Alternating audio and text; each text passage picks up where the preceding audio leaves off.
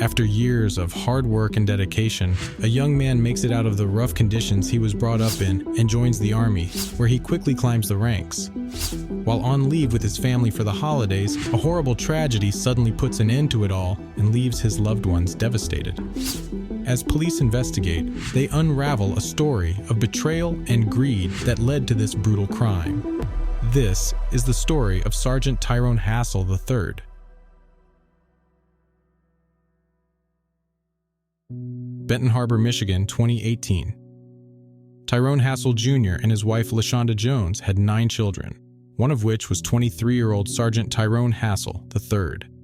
Growing up in a rough part of Benton Harbor, Tyrone stayed focused on his family and his education. People close to Tyrone described him as an incredibly positive and driven person.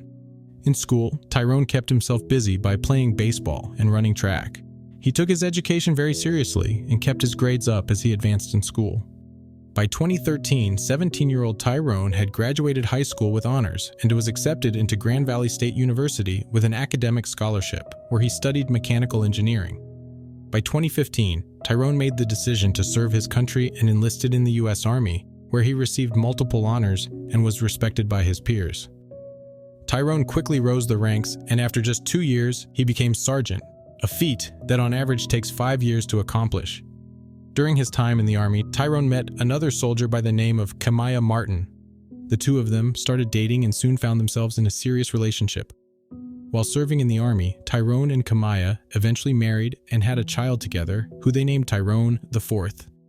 At 23 years old, Tyrone had a wife and a son of his own, showed promise in his career, and was the pride of his family, who couldn't wait for him to come home to visit them.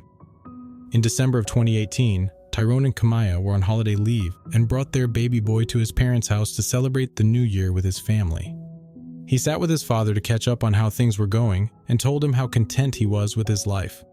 Tyrone talked about how happy he was with his career and how grateful he was to have his family, not knowing that a deadly plot was being carried out behind his back at that very moment. Despite walking a straight path in his life and doing everything right, Tyrone was about to have everything stolen from him in an act of betrayal that nobody had expected. December 31st, 2018. As people around the world were celebrating and waiting for the final countdown to usher in the new year, Tyrone was at home with his wife and baby boy. Just after 11 p.m., just minutes before midnight, he left the house to bring food for his family. That's when police received a frantic call from his wife. 911, what's the address of the emergency? I need help, my husband. Hello? Hello? Yes. I need help. I need help. My husband was shot. I need help. Request EMT immediately. A call went out to officers in the area alerting them of shots fired, and within minutes, Tyrone's house was swarmed with police. When officers arrived, they found Tyrone on the ground, slumped up against his pickup truck, with his frantic wife leaning over him, covered in blood and crying uncontrollably. Hey, back up! Whoa. Sorry. No. Tyrone had multiple gunshot wounds. He was shot in his neck and his shoulder, and 2 bullets went straight through his head. As Tyrone was taken away by paramedics, officers got to work right away and immediately started asking questions. Do you have any idea what happened here? No, he just brought us something to eat. Okay. I was sitting on the couch eating, and then I just heard gunshots. Okay. And I ran to put my son in the room, and I came outside, and he was laying on the cart. Okay, how many gunshots did you hear? I don't know. I just heard a lot. Do you have any idea how this happened? I'm not sure. I mean, this is serious, okay? I don't know what his condition is, but it does not look good, okay? So, if you know something... I don't think he was beefing with anybody. Now's the time. Cuellar told them that she was in the house with her son, waiting for her husband to return home, when she suddenly heard multiple gunshots right outside the house. She had no idea who could have possibly shot him. The rest of Tyrone's family arrived at the scene minutes later. Right now, and Tyrone, everybody's up there. I'm gonna be honest, it does not look good. Oh, okay. No. My son don't have no file, anything. He don't have a record. He told me a long time ago, Daddy, if I go to jail, somebody frame me. My son walked a straight line his entire life. None of Tyrone's family members had a clue who could have done this, which led police to initially assume it could have been a robbery, since he drove a nice pickup truck and wore jewelry. This was quickly ruled out, however, after a search of his person turned up his car keys, his phone, and his wallet with all of his money still inside. On New Year's Day 2019, 23-year-old Sergeant Tyrone Hassel III was pronounced dead. This was clearly a targeted homicide, and police needed to find out who did it. After doing some digging, police learned that Tyrone's younger brother Benny had been hanging out with a bad crowd recently and figured that this could have been a hit intended for him, but was mistakenly carried out on Tyrone. We're still working it. We don't have much right now. I've talked to Benny, man. Benny's got something he's holding back. They investigated this theory and spoke with his friends and more family members, but after interviewing dozens of people, they found no leads. Over the following weeks, tips came pouring in from members of the community who wanted to help find the killer. Police investigated each of those leads, but they were all dead ends. Just when it seemed like the case was going cold, an anonymous caller phoned police and gave them a name to look into. I have a military son, and I had a conversation with him a few nights ago, and he was very distressed about the situation. Both the wife and the boyfriend, he has now been bragging about it. You guys should look at the wife. The woman claimed that she learned that Tyrone's wife, Kamaya, was having an extramarital affair with another soldier while they were stationed in South Korea.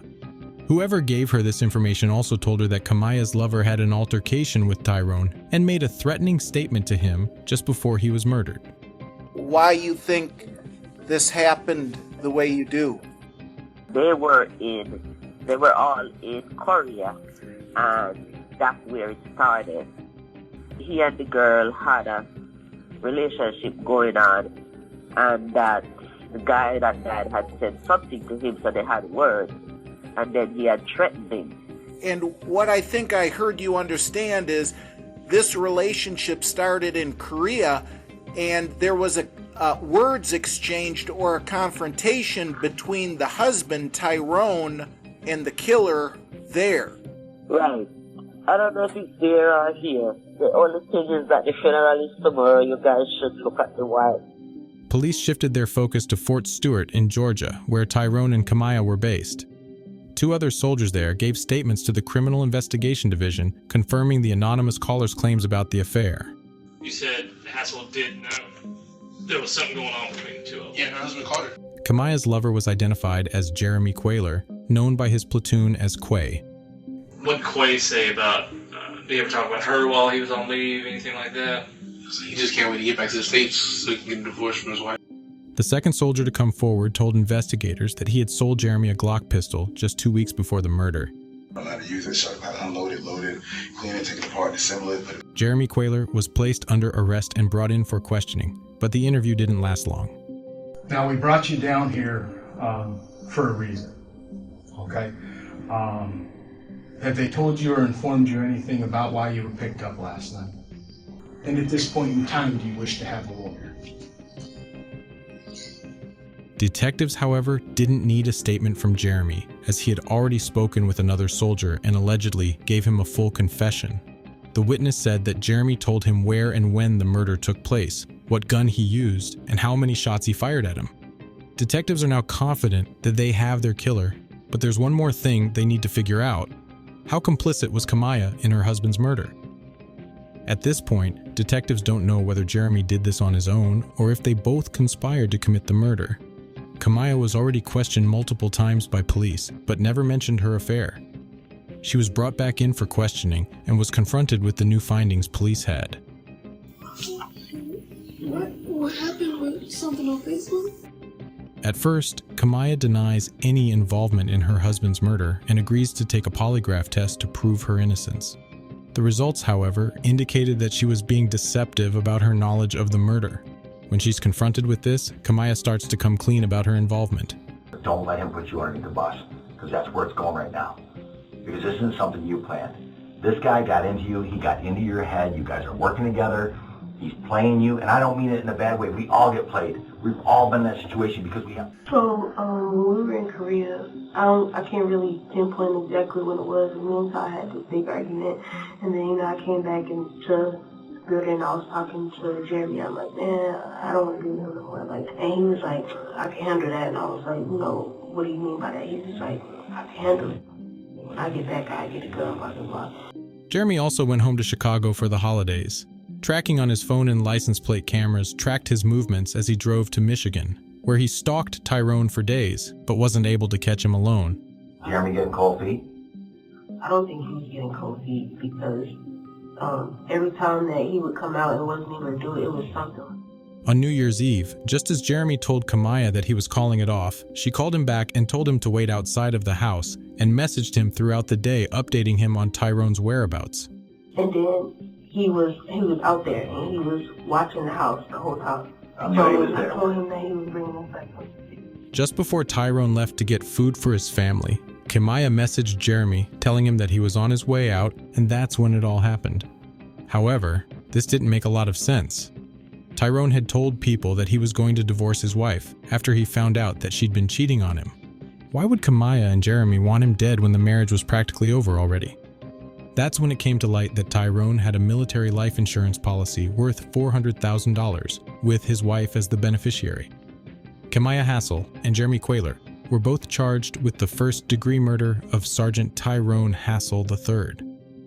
Upon hearing the news, Tyrone's family were in utter shock to find out that their son's killers were his own wife and her lover.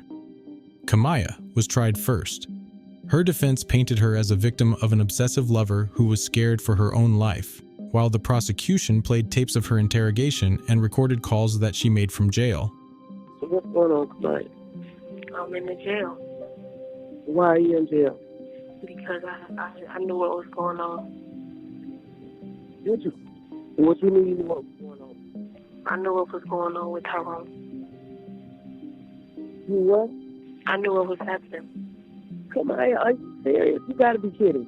I'm serious, Mom. I just knew that you would be disappointed. I just felt like... Girl, you 22 years old. And these people talking about something, you was living a double life and you done had your husband killed, the father of your child, and you talking about I'd be disappointed? No, I'm disappointed in this. Quiet. Is somebody coercing you to say this stuff? Because this sounds like a TV show, a dream. No, they're not, Mom. I can't hear you. No, they're not. But did y'all think y'all could get away with that? Okay. After closing arguments, the jury took less than a day to return with a verdict. Guilty of first-degree premeditated murder as aider or abettor. Thank you. And as to count 2? Guilty of conspiracy to commit first-degree premeditated murder. All right, thank you. Kamaya Hassel was handed a mandatory sentence of life without parole. Jeremy Cuellar later struck a plea deal with prosecutors and pleaded guilty to second-degree murder in exchange for a minimum sentence of 65 years in prison. As he was led out of the courtroom, Jeremy turned to Tyrone's father and told him that he needed to talk to him. Just a few days later, Tyrone Hassel Jr. paid him a visit in prison. Yo. In court, you was trying to say something. I'm very sorry. I'm going to just tell you my side. I was going through things with my wife. We was already planning a divorce. Met Kamaya because we was in the same platoon. Me and her liked each other. We started messing around, she was telling me she wasn't happy. When we got to Korea, it was probably like the fourth month, and we was updating our life insurance. She goes, so is your wife on the life insurance? And I was like, nah, it's my mom. She was like, yeah, I'm on ties. And she was just like, yeah, you know what I'll do with $400,000? I was like, there's a whole bunch of shit you could do with $400,000. And she was just like, yeah, $400,000 would be nice. And then she said it again. I was like, damn, you talking like you would want him to die, like you want an accident to happen. And she sat there and she looked at me and she was like, what's up? At that moment, man, I should have been like, bitch, you crazy, but man, sir, like, I really opened up to her. And she was like, nah, I'm for real. I ain't gonna cap, man. I was in love with her, It honestly took me like 6 times, sir. At least 6 times. I'm being completely honest with you. The first time I choked, I was twisted. My mind was twisted. I thought I had to do that in order for me to have a family with her because I wanted kids. It was, and how we met. Another time too, Ty was out there with his brother. That's when Ty came outside talking to him, and she was like, "Get them both." I was like, "Man, you tripping?" You know what I'm saying? Like, I was like, "Nah, like, I need him alone. Like, why you want me?" You know what I'm saying? At that moment, I should have been like, "Yo, like, you." Honestly, I was blind. Like, I was blinded. You know, I don't know, man. I thought I loved her. Man, I was. You know what I'm saying? She basically used that. For some reason, I thought Kamaya was like my light. You know what I'm saying? Like how everything came. Yeah, I was just wondering if she talked to you about that afterwards. I mean, yeah, she did. Matter of fact, she did. She was like, yeah, like, you know, he died in my arms. And she was saying she was sad about it. And I'm like, then why'd you have me fucking do it then? Like, you know what I'm saying? But she was just like, you know, it's cool. Like, but afterwards, like after that, you know what I'm saying? She was normal. You know what I'm saying? Especially like when her mom and her sister came down. You know what I'm saying? They were taking pictures. She was sending me pictures afterwards. She was happy. And she knew what she was doing, man. She a good actor, man. She a good ass actor. She knew what she was doing. And I was too stupid to fucking see it. Regardless of the fact I deprived Chunk of his father and his mother. You know what I'm saying? Regardless of how his mother, you know what I'm saying? Period. At the end of the day. It's all messed up, and I wish it could have went another way, but you know what I mean? And you and honestly, man, you seem like a good guy. For real. I mean, you said you just sit up here and said you deprived Chunk of his mama and his father. So to me, man, really, man, you seem like a good dude.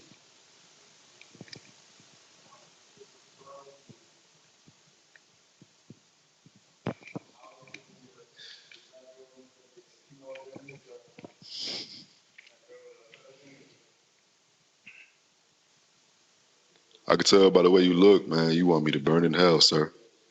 And I understand that. I understand that. You know what I'm saying? You know, I really hope you can forgive me. You know what I'm saying? I know it's going to take forever, or you might not. But, you know, I really hope you can. Kamaya Hassel will spend the rest of her natural life in prison. Jeremy Cuellar will be eligible for parole when he's 90 years old.